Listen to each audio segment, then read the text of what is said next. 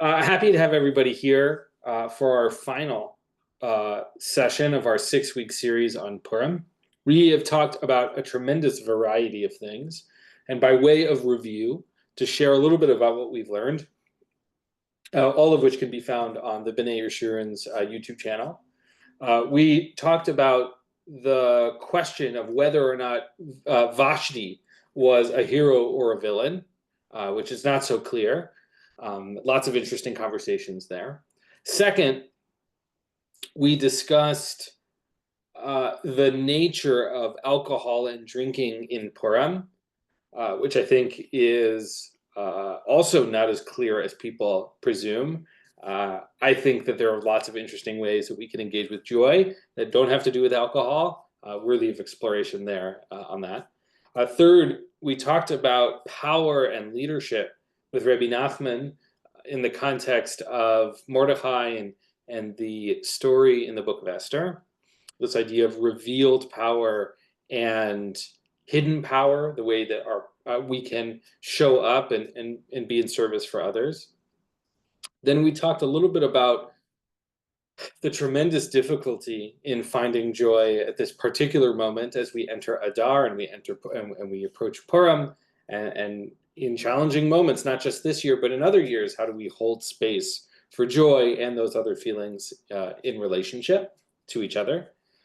And then finally, our session last week, we talked about, we learned a response to halakhic literature about whether or not it's okay or good even to do labors on Purim if they bring us joy. The answer was yes. Yes, we can and we should.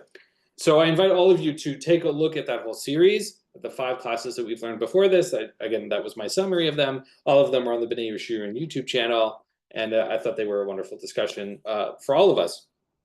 Today, on our final session, we're going to talk a little bit about Esther, which we have not really talked about too much, namesake of our book, a tremendous hero in her own right. And we're going to talk a little bit about her name and the sort of duality that exists. We'll unpack it together. And I guess the question I want to sort of start us off with, just to percolate in the back of your head before we read some text, is what's in a name? What is the power of names? How do names reflect us? I can find it, put in the chat if people are interested. One of the reflections I was doing 2 years ago was becoming a father. And how does the name Abba change how I understand myself? You know, I'm no longer just Jeremy. I'm somebody else also. So names are really powerful, and the kinds of names we use. So I just want to sort of like prompt you to percolate in the back of your head as we talk about this subject. Anyone have anything they want to add or share about names before we read the text? Not just about Esther, but maybe your own story of names. Yeah, Helena, please. So this has nothing to do with Purim, just about name. So through my life, sometimes the parents can be mean to their children and give them name that the children have to suffer throughout life unless they finally decide to change it themselves. I'll give you 2 examples, but there are many, many, many more examples of what I'm talking about. Yafa. Yafa means pretty. For some reason, I've yet to see a real Yafa with the name Yafa. The other thing, very rarely I find somebody who is by the name of Adina, and she's really Adina. Adina means to be, I don't know how to translate it from Hebrew to Powerful, English. Gentle, maybe gentle. It's more than gentle. It's idle. You know what I mean? It's a very specific name, very, very unusual name, and it's. I think it's very rarely you find somebody who fits to the name, if you know what I mean. Yeah, all I'll say is that I don't think it's a rule, right, that people don't match their names.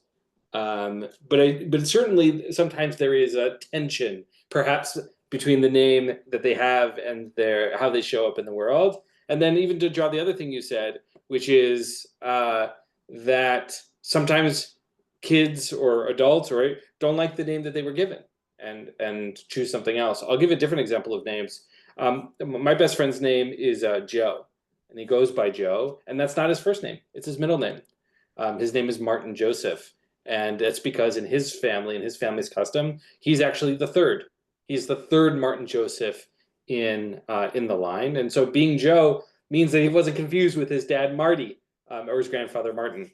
And just as an interesting sort of again, not about Esther or Purim in specific, but he recently had twin sons, like a couple of months ago. And so, what happens with this family name that is distributed to one son after another? How does he manage that? And they ended up splitting the names, and each of the two boys has a name, which is really, I think, really quite sweet. But names are certainly powerful and a part of our own personal stories. Anything else they want to add? I see we have a Rafi now. If you want to add your words here. No, really nothing to say. But when you said there's a lot of people that don't like their names, I never liked my first name, but I managed when I was about 12 years old from chopping it from Ronald to Ron at least. But lately I like Rafi, but nobody knows me by that. Yeah. Rafi's a nickname for my Hebrew name. Yeah, Raphael. Yes. Yeah. Which is a very pretty name. Yeah, it's names are powerful. I remember once in middle school, I decided to go by Jer instead of Jeremy that year. It was not a good fit at all. I preferred Jeremy from most individuals, but names come with it. So let's look in our text here, and we can unpack some of this together. Can I get a thumbs up? Can people see this one? Okay. Yes, it's big enough for folks. Fantastic. Yes. Can I get a wonderful? Yeah. Ruth, you can see okay? Yes. Yes, I'm sorry. Yes. No apologies necessary. I'd love for somebody to start us off and read here from the second chapter of Esther. Anybody want to start? בעברית. if you'd like to, yeah, why not? איש יהודי היה בשושן הבירה, ושמו מרדכי בן יאיר, בן שמעי, בן קיש, איש ימיני. אשר הוגלה מירושלים עם הגולה אשר הוגלתה עם יחניה מלך יהודה, אשר הגלה נבוכדנצר מלך בבל. ויהי אומן את הדסה, היא אסתר בת דודו, כי אין לה אב ואם, והנערה יפת תואר וטובת מראה, ובמות אביה ואימה, לקחה מרדכי לו לבת. Thank you so much, Ruth.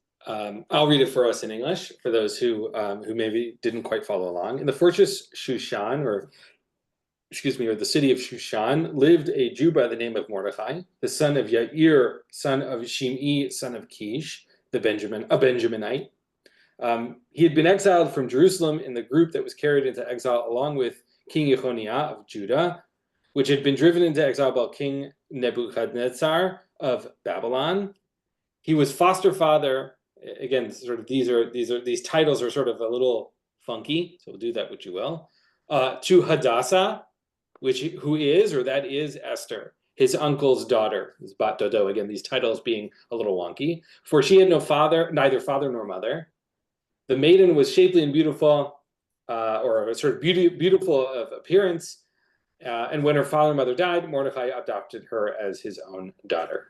So first of all, this is interesting. Just this verse, these couple of verses alone are actually full of all sorts of names. like all sorts of names. You've got names of individuals. You've got names of kings. You've got names, names of of places, right? You have name of tribes, right? Mordechai is a Benjaminite, right, of the tribe of Benjamin. But the part I want us to focus on is right here in the Hebrew, Hadassah he Esther, which is her name, the foster father, the hero of our book. His name is Hadassah, who is Esther, which is to say, she had two names. She had Hadassah, her Hebrew name, her family name, and you had Esther, her Persian name. Right? Esther is a Persian word. We'll talk a little bit about that for a second here. How many of you remembered that Esther had a second name or another name? Yeah, Cheryl. Yeah, Ruth.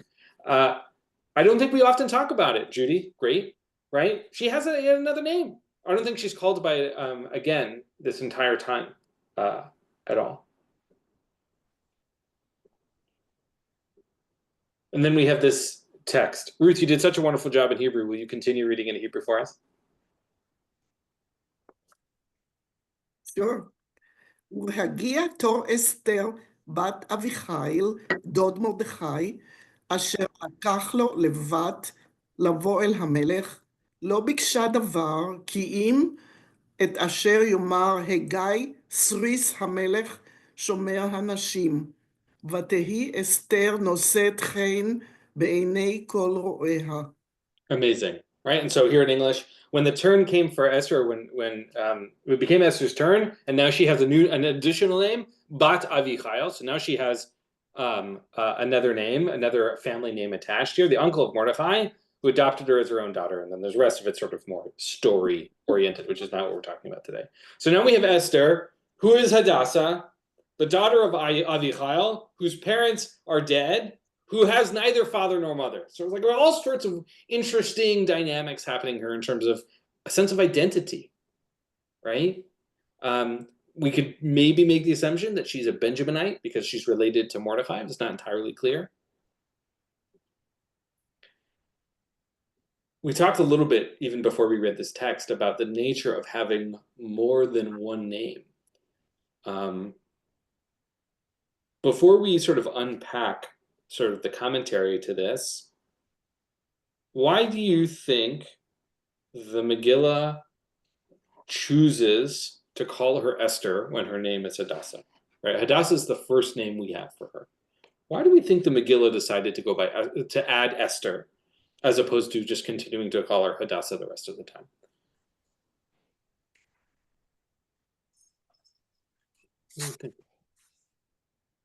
Yeah, Judy, please. And Well, then Cheryl. I think that we understand that the Megillah is based on hidden. Esther means hidden, and God is hidden. She hides, and Mordechai hides stuff, so forth. So wouldn't that be an argument that we should be calling her Hadassah the whole way through? No, Esther means hidden. Esther. You're right. Hester Panim. You're right. Okay, so you were absolutely right. Sorry, Judy. So your point is the theme of hiddenness being essential to the story is made that much better because of the wordplay of her name. Okay, I think that's a fine argument. Cheryl, and then Ruth, and then Rafi. Yeah, I was going to mention the same thing because we actually had a lunch and learn about this today, and we talked about austere meaning hidden. So, yeah. Great. Yeah, hiddenness is really quite core to the story.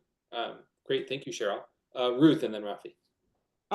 Was that a name she had to take when she was entered to the harem? Here's the first time it shows up is in this verse here. So not necessarily, right? The Megillah doesn't give us a reason for her to have these two names. All we have is these verses here. Okay. Ruth, you were going to say something else? Rafi, go for it. Or Ron, whatever. I was going to say, I mean, just like I have two names, that the name of the local name and the Jewish name. She had a local name and a Jewish name, and since she was hiding the fact that she was Jewish, she couldn't use the Jewish name. Great, right? So another lens in this is this sort of assimilation narrative here, right? None of you call me Yaakov, right? Which is my Hebrew name, right? That we have certain names for certain contexts. In this case, right, there's a assimilation, anti-Semitism, danger element of it. So that's certainly one vein. But also out in the world, most people call me by my English name and not by my Hebrew name. They're both part of who I am, but out in the world. And it would make sense then for her to use her Persian name out in Persia, in Shushan. So great. Thank you for adding that, Rafi. Any other thoughts? Cool. All right. Let's look at some Gemara here. Can I get a volunteer to read a little bit of Masechet Megillah here? In Hebrew or in English? We can do English. We can do English. Cheryl, I saw you raise your hand, so why don't we go to you first, Cheryl? And then Helena, we can come to you after. Oh, you're muted, Cheryl. You'll need to move it up a little bit as I read because your face is blocking part of it. Okay, is that better? Yeah, it's till I get to about the 7th or 8th line. All right, you'll tell me and I'll move it. Yeah. The verse states, and he had brought up Hadassah, that is Esther. She is referred to as Hadassah and she is referred to as Esther.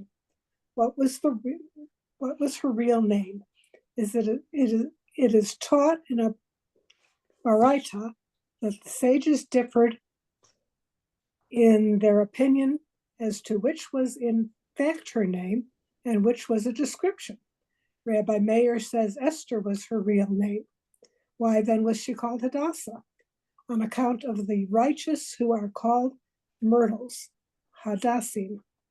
And so it states, as he stood among the myrtles, Hadassim.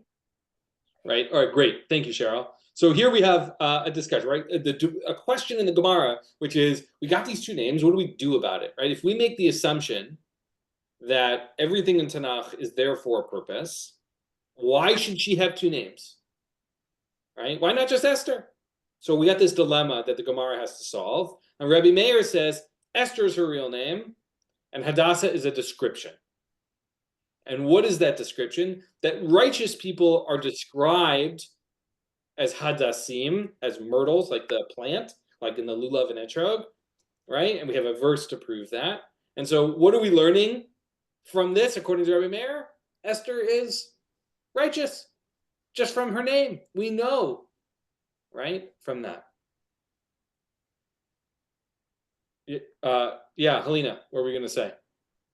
I wanted to say something about the names, especially Ben Hagoyim. So we know that there is antisemitism all the time throughout the 3,000 years.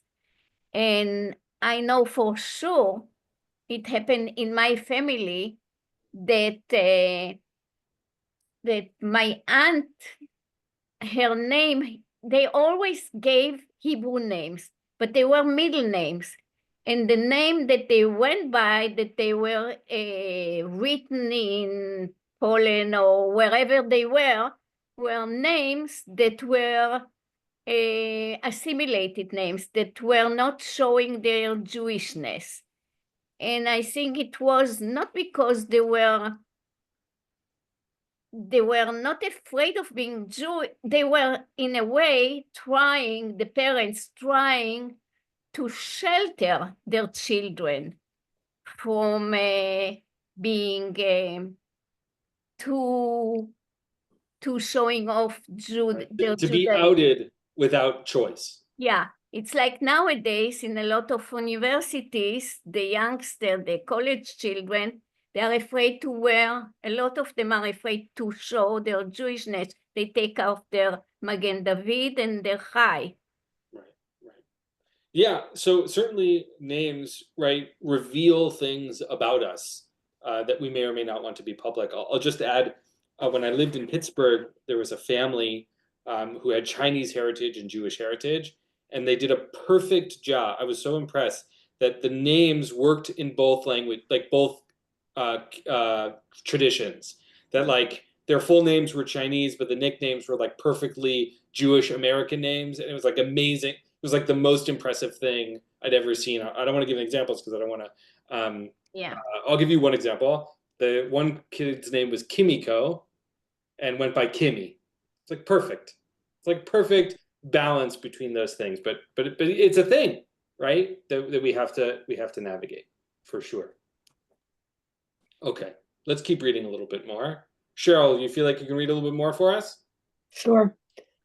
Rabbi Yehuda differs and says Hadassah was her real name. Why then was she called Esther? Because she concealed, masterer, the truth about herself. As it is stated, Esther had not yet made known to her kindred nor her people. Amazing. Right, so here we have an alternative answer from Rabbi Yehuda. So Rabbi Meir was first, then Rabbi Yehuda, which is the sort of thread we were pulling before, which is Hadassah is her real name.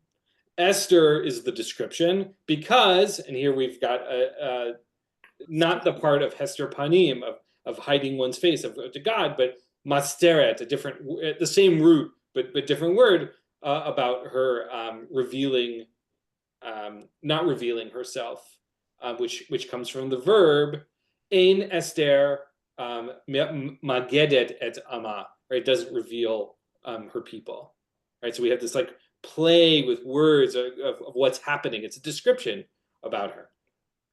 Okay, keep going, Cheryl. Rabbi Nehemiah concurs and says Hadassah was her real name. Why then was she called Esther? This was her non-Hebrew name, for owing to her beauty, the nations of the world called her after Ishtahar, Venus. Right.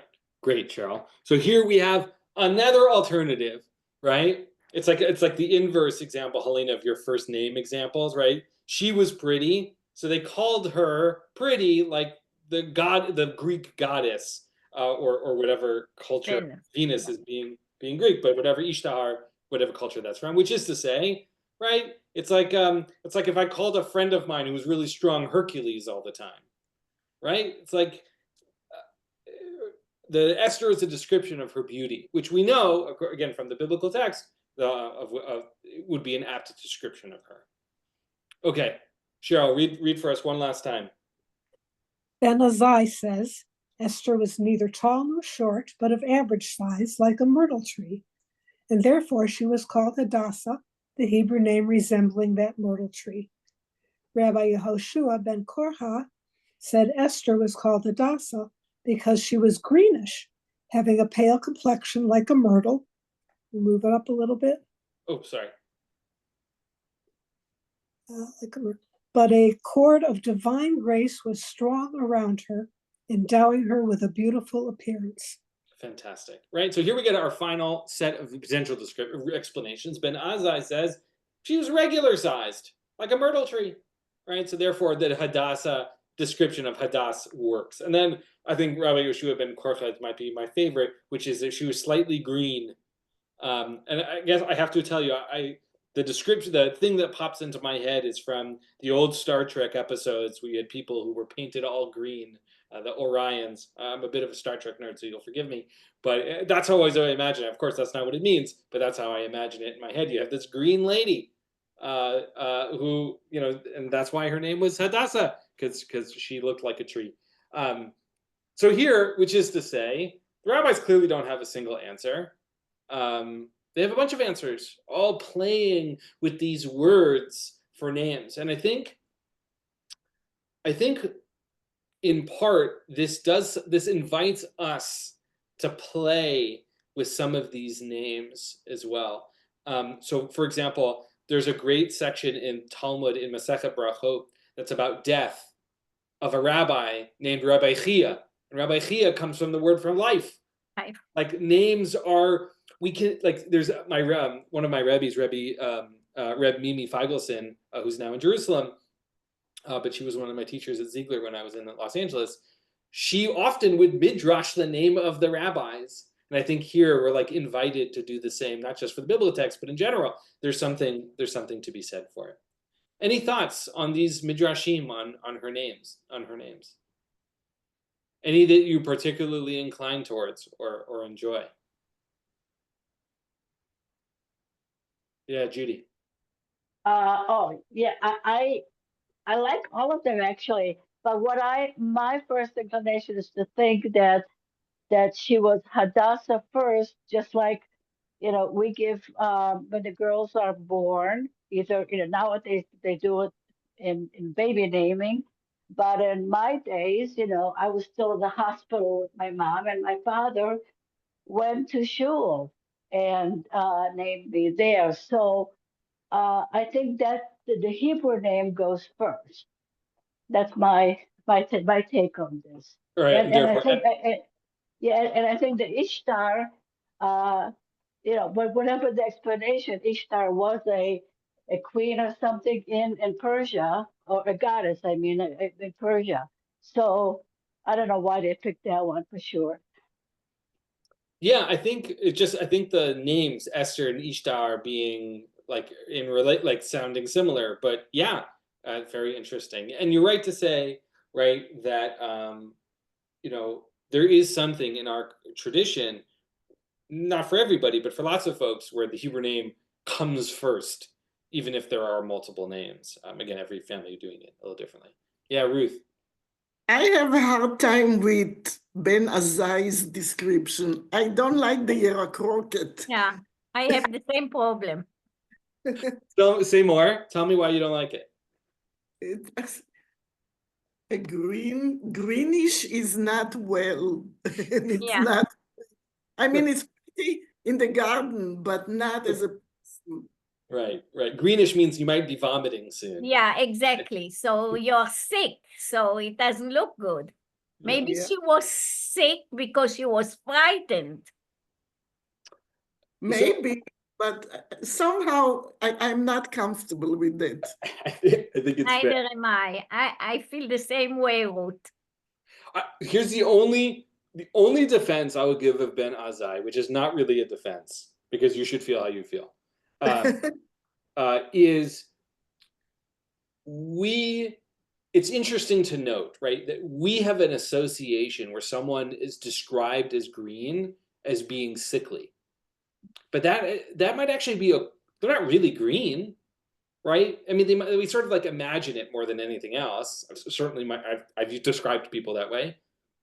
I don't know that feels cultural, and I wonder, right, if that would be true in Ben Azai's from the land of Israel, because he's a Tana, right, 1900 years ago, whether or not that would still be true. So it's not a defense, but perhaps an explanation. Okay, thank you.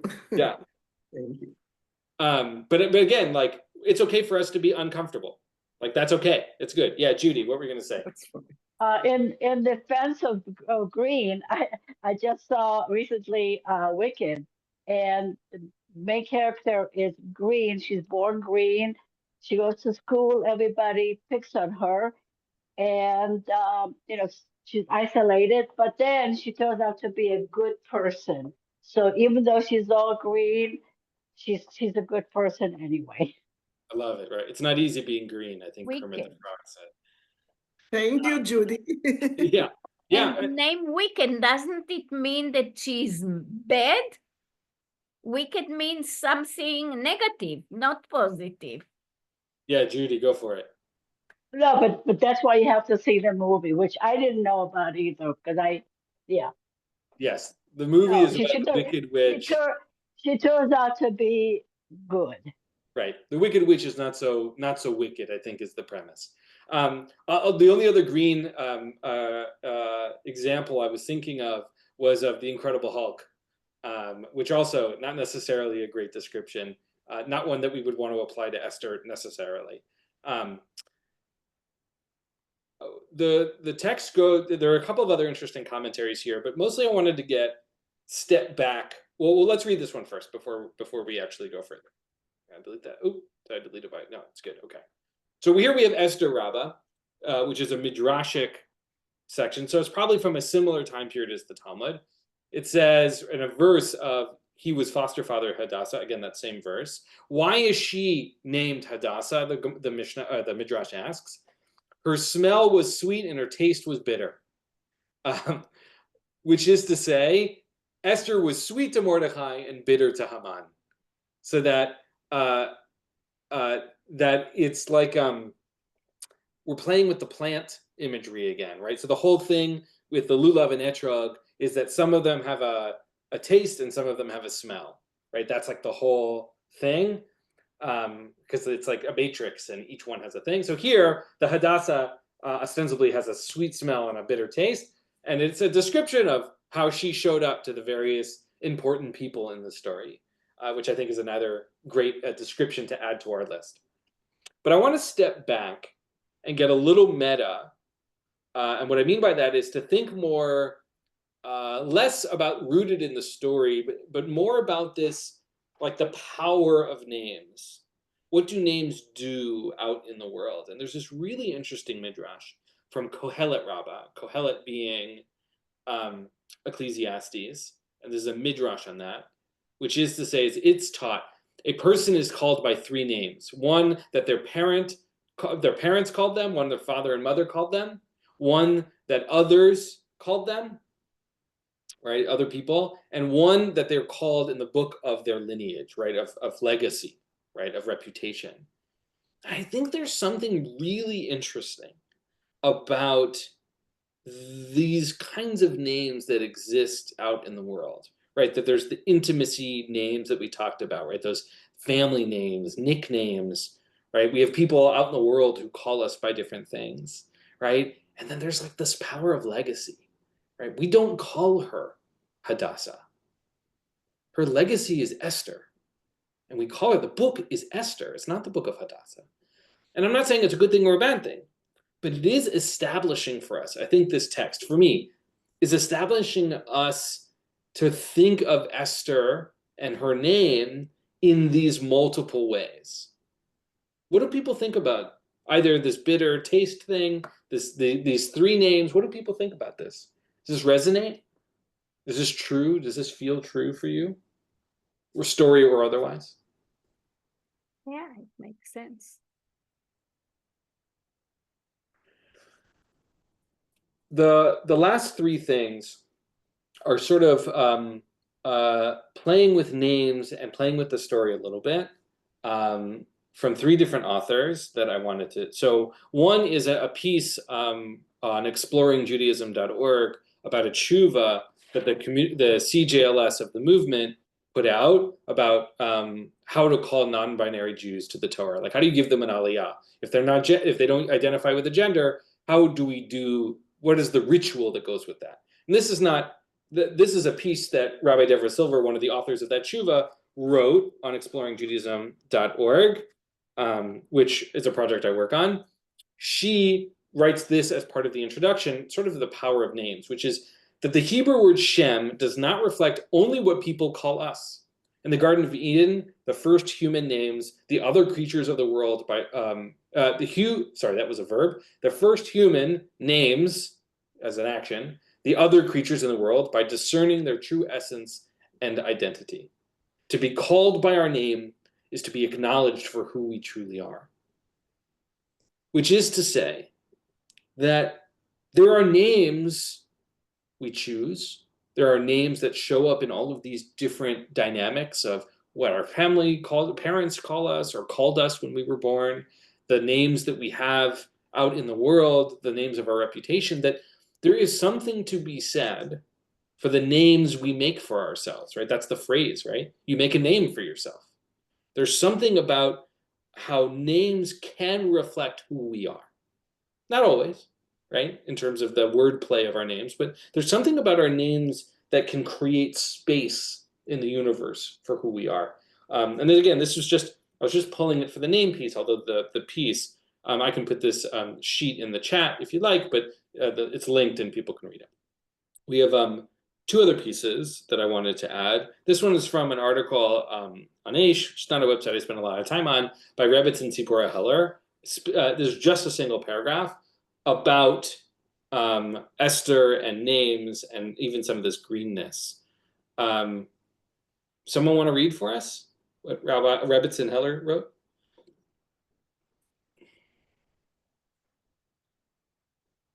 Okay. Yeah, please. Esther's Hidden Strengths by Rebbitzin Tzipora Heller. Right, that's the whole piece. This is just one paragraph. Yeah, please. Okay. Esther's inner light was a composite of two forces as well: fiery, sun-like passion, and the cooling nature of water. Because she had developed her own spiritual nature so completely, she could reach out to anyone and find within her the capacity to connect. Her greenness was the spiritual symbol of humility, responsiveness, and sensitivity. Right, so for Rebbitzin-Heller, right, the two names reflect two forces within her. A profound passion and a cooling nature, right? And that because of those two forces, she had an ability to engage with people. She was able to relate to people wherever they were. And then maybe perhaps resolving this strange green description that we can understand that as a sense of humility and responsiveness, sensitivity, right? What do people think about this idea that these names reflect different aspects of ourselves? Does that feel true for you in terms of the names you may have had in your own life?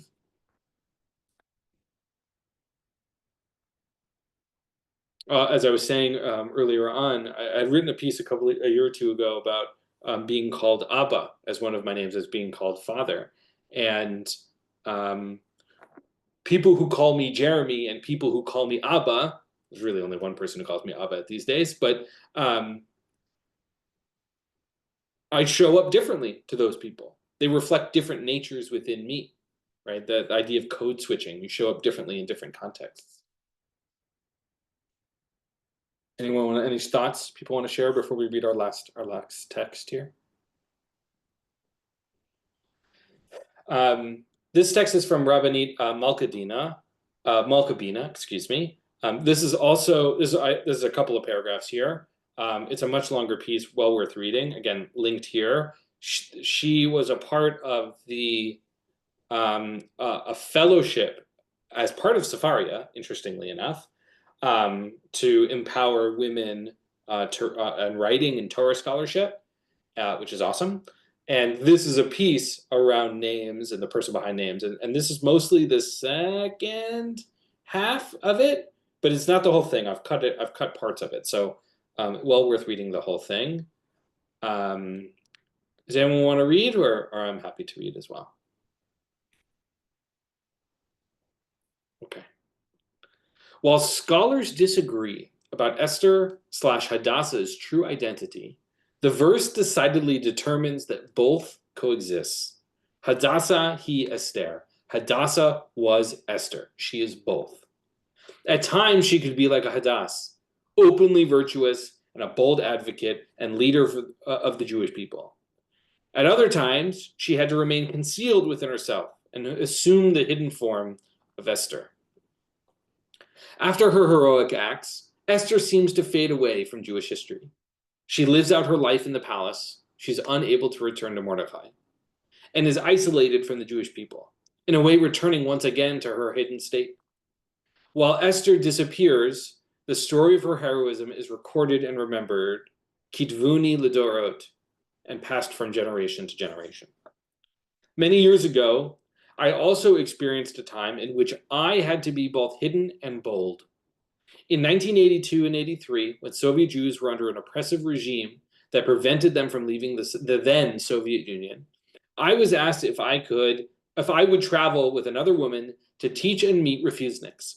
I was living in Israel, but I had an American passport with which I could travel to the Soviet Union. Like Esther, in our briefing, we were told that we had to pretend that we were American tourists to hide our Jewish identity. Our mission was to teach Torah and bring chizuk, strength, and to provide the refuseniks with cameras and clothing that would be of use to them financially to help support their summer learning camps. frozen. We were told that we would have no mode of communication while we were there. It took me a few days to decide to go, but once I had made the decision, my fears and worries subsided. I thought about the many Jews there who were thirsting for Torah, who needed to know that we remembered them and we were waiting for them in Israel. Before I traveled, I thought about Esther. I admired her courage and it resolved to emulate it. Although I knew I would be well out of my comfort zone, the thought of Esther/Hadassah and her two names, her dual identity, gave me the strength I needed to make the trip. It was an unforgettable experience, one that shaped me going forward. And then she continues to write. What do people think about what Rabbi Bina wrote?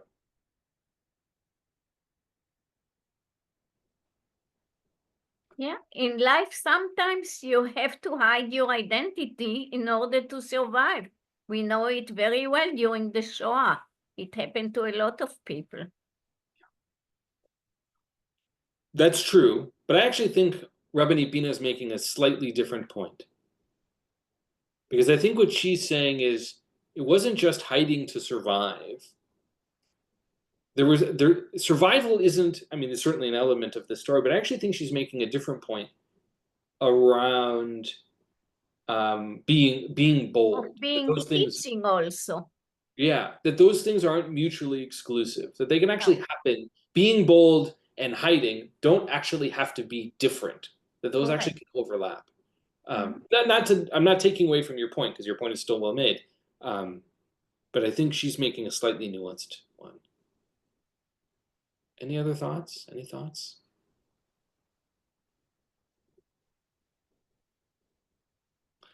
I think Rabbi Bina here. Oh, Judy, please. Yeah, I don't know if this is the same, but I've in Israel, you know, here very often we name the Jews name after relatives who have passed away, grandparents and so on. In Israel, I don't know if they still do it, but there was a while well they named them the kids not after Shoah. I mean, maybe that was trying to get away from the Shoah, but they named them powerful names like Evan and you know, nature, you know, beautiful things that had to do more with nature, as far as I understand, or tour rather than, you know, Chaim Yankel and so on. Yeah, there are a lot of different traditions, customs in the Jewish universe around naming, for people who have died, people who are still alive, for people, places, inspirations, all have a place, legitimate. I've seen a number of people for the last year or two named for people who were killed in October 7th and hostages. We've seen that. There's lots of ways to use names as powerful messages, both on an individual and on a people level. I think the part that moves me in what Rabbi Bina is saying is that sort of up until our last two texts here, the question we were asking is it Hadassah or Esther? When that actually is the wrong question, right? The question is, how can it be Esther and Hadassah, right? And I think that's a dramatic difference. Like, that's not a small difference, right? It's a difference of 3 letters, but not really, right? Or versus and. And I think that the part that moves me of what Rabbi Bina is saying is that strength and boldness and showing up is not always intuitive. It's not always in your face. It can look like lots of different things. Hiddenness can be a portion of it. There are ways to show up, right? The verse that's been sitting with me today in Megillat Esther is, perhaps for this moment you were called to be queen, some version thereof, right? And it's been sitting with me all day, having nothing to do with this class, but I'm thinking about it now in the sense that like that's where it showed up. She was hidden and she was bold. Those things lived together. And I wonder what it looks like for us, not just in the reading of the Megillah and then celebrating Purim, but how we walk through the world between this Purim and next Purim to find the strength to do both, to be both, to be all the parts of who we are, not just hidden and revealed, not just sweet and sour, which I have been described as once before, on this day many years ago, actually, funny enough. But to let all of the different aspects of who we are show up. That they don't have to be ors, but they can be ands. And that there's room for that. And there's a need for that. Perhaps for this moment, we were called to hold all of who we are. I think that there's something to be said for that. And I think in a world that is increasingly dangerous and scary for Jews all across the world, I think we're called to be both, to hold all of the parts of who we are, to be bold in the places where it needs to be and be hidden in the places that we need to be. And that those aren't objectively good or bad things, but that there's room and space for both. And perhaps that's a message we need at this moment as well. Unless anyone else has anything to say and to add, well, I think we'll end our learning there.